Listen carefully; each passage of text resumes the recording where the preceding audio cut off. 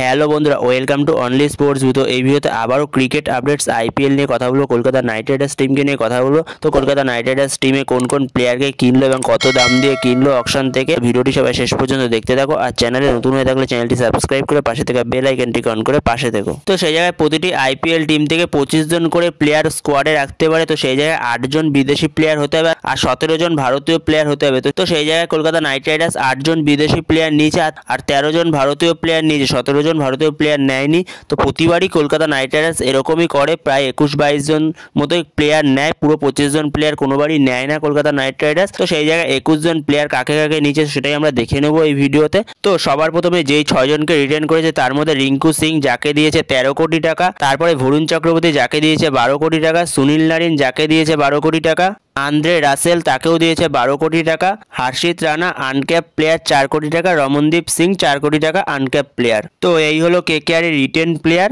তাছাড়া কলকাতা যে যে প্লেয়ারগুলোকে কিনেছে এবার সেগুলো দেখে নেবো। তো সেই জায়গায় কলকাতা প্রথম যে প্লেয়ারকে কিনেছে অকশন থেকে তার নাম হচ্ছে ভেঙ্কটেশ আইয়ার। তো ভেঙ্কটেশ আইয়ারকে কলকাতা কিনেছে 23 কোটি 75 লক্ষ টাকা দিয়ে। তারপরে কিনেছে কুইন্টন ডিকককে 3 কোটি 60 লক্ষ টাকা দিয়ে। তারপরে কিনেছে রহমান উল্লাহ গুরবাজকে 2 কোটি টাকা দিয়ে।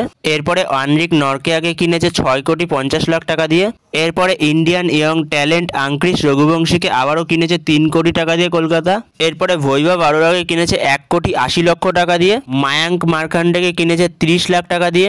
এরপরে ওয়েস্ট ইন্ডিজের ফিনিশার রবমান পাওয়েলকে কিনেছে রাসেলের ব্যাকআপ হিসেবে 1.5 কোটি টাকা দিয়ে, 1 কোটি 50 লাখ টাকা দিয়ে কিনেছে।